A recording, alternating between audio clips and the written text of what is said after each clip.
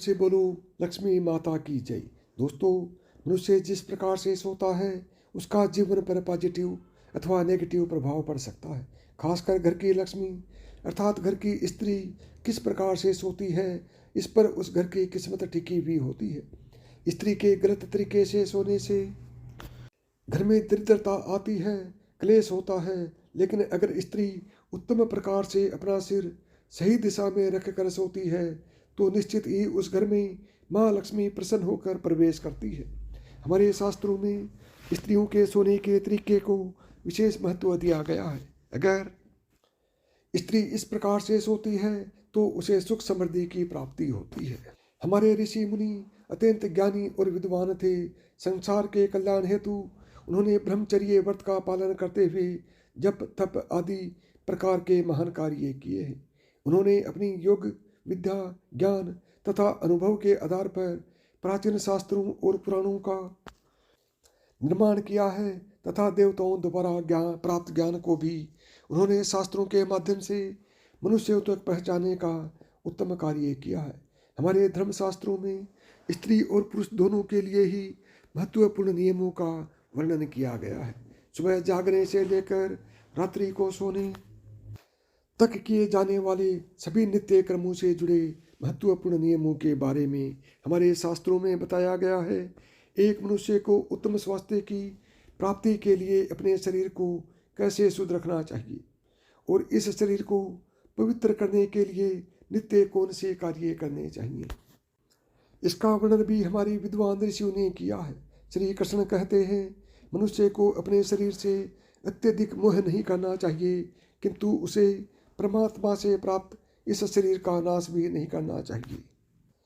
कई बार मनुष्य नाना प्रकार के अनिष्ट कार्य करके अपने पवित्र शरीर को मलिन करते हैं, इसे दूषित करते हैं तथा पाप युक्त बना देते हैं, जिस कारण से शरीर में रोग उत्पन्न होने लगते हैं, मनुष्य की आयु कम होने लगती है और उसे अकाल मृत्यु प्राप्त होती है। आज हम बात करने वाले हैं मनुष्य को अपने शरीर को पवित्र कैसे रखना है और रात्रि को सोते समय में कौन से नियमों का पालन करना चाहिए। खासकर महिलाओं को इस एक महत्वपूर्ण नियम का पालन अवश्य करना चाहिए, अन्यथा जीवन में दुर्भाग्य आता है। सबसे पहली बात है कि मनुष्य को नित्य स्नान करना चाहिए, बिना स्नान किए कभी नहीं रहना चाहिए। स्नान से ही शरीर की शुद्धि होती है। स्नान करने के पश्चात ही मनुष्य देव पूजा आदि धार्मिक कार्य करने के योग्य बन जाता है। बिना स्नान किए कभी भोजन तथा पूजा पाठ नहीं करना चाहिए। बिना स्नान किए भोजन करने वाले मनुष्य के घर में लक्ष्मी का वास नहीं होता है। नंबर 2, दोस्तों, हमारे सभी धर्मशास्त्रों में बालों के विषय में महत्वपूर्ण ज्ञान दिया गया है। मनुष्य को अपने बालों को कैसे रखना चाहिए, किस दिन कटवाना चाहिए तथा किस दिन नहीं कटवाना चाहिए, बालों को कितना लंबा रखना श्रेष्ठ होता है और बालों से संबंधित क्या तांत्रिक कारण होते हैं, इसके बारे में शास्त्रों में बताया गया है। दोस्तों, हिंदू धर्म में सप्ताह का प्रत्येक दिन किसी न किसी देवता को समर्पित होता है और सप्ताह के प्रत्येक दिन के कुछ नियम भी अवश्य होते हैं। इसी तरह बाल कटवाने से संबंधित भी कुछ नियम होते हैं जो हर दिन के हिसाब से अलग अलग बताए गए हैं। शास्त्रों के अनुसार मनुष्य को अपने बाल मंगलवार, गुरुवार और शनिवार के दिन कभी नहीं कटवाने चाहिए। मंगलवार का दिन मंगल ग्रह से संबंधित होता है।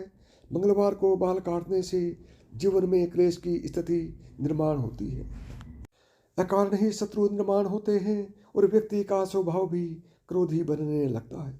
गुरुवार के दिन भी बाल नहीं कटवाने चाहिए, इससे गुरु कमजोर होता है तथा व्यक्ति की आयु भी कम होने लगती है। इस दिन बाल कटवाने से धन संपत्ति का नाश होता है और दरिद्रता भी आती है। शनिवार के दिन भी बाल कटवाने से मनाही की गई है। शनिवार का दिन शनि ग्रह से संबंधित है। इस दिन बाल कटवाने से अशुभ घटनाएं घटने लगती हैं, इसलिए शास्त्रों में मंगलवार, गुरुवार और शनिवार के दिन बाल न कटवाने की सलाह दी गई है। लेकिन बुधवार, शुक्रवार और रविवार का दिन बाल कटवाने के लिए शुभ माना गया है। इसमें से शुक्रवार का दिन ही बाल कटवाने के लिए सबसे अधिक शुभ माना जाता है। इस दिन बाल कटवाने से जीवन में सुख शांति आती है और धन संपत्ति में वृद्धि होती है। दोस्तों, शास्त्रों के अनुसार वातावरण में कुछ ऐसी लहरें अर्थात सूक्ष्म ऊर्जा होती है जो हमें आंखों से दिखाई नहीं देती है। ये सूक्ष्म ऊर्जा हमारे सभी क्रियाकलापों पर प्रभाव डालती है, लेकिन कुछ विशेष तिथियों पर ये लहरें बहुत अधिक सक्रिय अथवा तेज हो जाती हैं। इसलिए इन तिथियों पर बाल नहीं कटवाने चाहिए। अमावस्या पूर्णिमा के दिन बाल कटवाना बहुत ही अशुभ माना गया है। इस दिन जो अपने बाल काटता है उसके जीवन में नकारात्मकता और दुर्भाग्य आता है। साथ ही मध्य रात्रि में भी अपने बाल नहीं कटवाने चाहिए। इस समय पर वातावरण में तामसिक और नकारात्मक ऊर्जा का प्रवाह अधिक होता है, जिसका सीधा असर हमारे मस्तिष्क पर पड़ता है। इसलिए रात्रि में बाल न काटने की सलाह दी जाती है। साथ ही शास्त्रों के अनुसार पवित्र त्योहार श्रावण मास, संक्रांति, ग्रहण आदि दिनों में भी बाल नहीं कटवाने चाहिए। इन दिनों में बाल कटवाने से पाप लगता है और जीवन में दुर्भाग्य आता है। जन्म दिवस पर बाल कटवाना भी अशुभ माना गया है। आइए अब जानते हैं महिलाओं के लिए बालों से संबंधित कौन से महत्वपूर्ण नियम बताए गए हैं। शास्त्रों के अनुसार काले, घने और लंबे बाल स्त्री का आभूषण होते हैं। बालों से ही स्त्रियों में पवित्रता और सकारात्मकता आती है।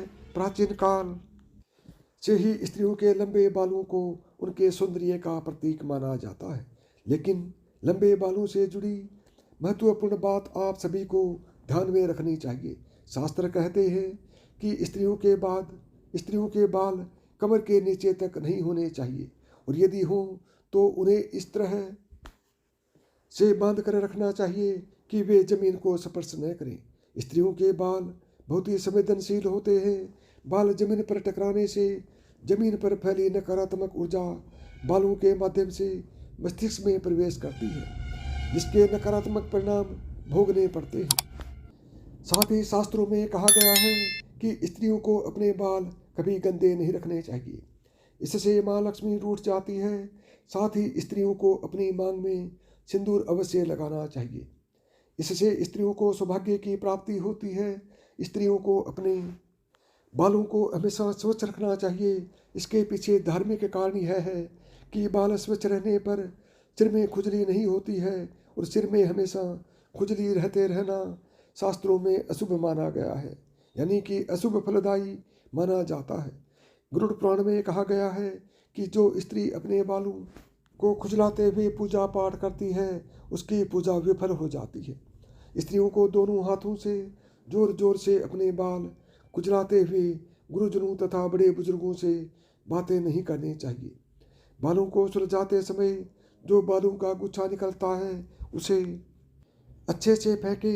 उसे यहाँ वहाँ फेंकने पर उसका दुरुपयोग हो सकता है, क्योंकि तंत्र मंत्र साधना और जादू टोने में हमेशा लंबे बालों का उपयोग किया जाता है, और इसका असर जिस व्यक्ति के बाल हैं उसके ऊपर पड़ता है। इसलिए महिलाओं को हमेशा अपने बालों को संभाल कर रखना चाहिए। शास्त्रों के अनुसार मासिक धर्म के 3 दिनों तक स्त्रियों को अपने बाल नहीं धोने चाहिए, साथ ही अपने बाल भी नहीं कटवाने चाहिए। वैज्ञानिक दृष्टिकोण से देखा जाए तो मासिक धर्म के समय हमारा शरीर बहुत कमज़ोर होता है, और इस समय कोई भी ऐसा काम नहीं करना चाहिए जिसमें अधिक ऊर्जा की आवश्यकता होती है। कभी भी सूर्यास्त के बाद या सूर्यास्त के समय बाल नहीं धोने चाहिए। ऐसा करना अशुभ माना जाता है। आइए अब जानते हैं स्त्री और पुरुष को कैसे सोना चाहिए। शास्त्रों के अनुसार सोते समय अपना सिर हमेशा पूर्व अथवा दक्षिण दिशा में करके ही सोना चाहिए, अथवा उत्तर पश्चिम दिशा में सिर रखकर सोना अशुभ माना गया है। दक्षिण मृत्यु की दिशा मानी गई है। इस दिशा में अपने पैर कभी नहीं रखने चाहिए, इससे मृत्यु देवता यमराज का अपमान होता है। इसके पीछे वैज्ञानिक कारण यह है कि पृथ्वी की चुंबकीय ऊर्जा सततः प्रवाहित रहती है। यह चुंबकीय ऊर्जा उत्तर से दक्षिण की ओर बहती है। इसलिए अगर आप उत्तर में पैर करके सोएंगे तो यह ऊर्जा पैरों से होकर मस्तिष्क जाती है, जिससे रक्त का प्रवाह ठीक से होता है। साथ ही शास्त्रों में कहा गया है कि उत्तर की ओर सिर करके सोने वाले व्यक्ति के पास धन कभी नहीं आता है, उसका संपूर्ण परिश्रम व्यर्थ हो जाता है। लेकिन दक्षिण की ओर सिर करके सोने से धन संपत्ति में वृद्धि होती है।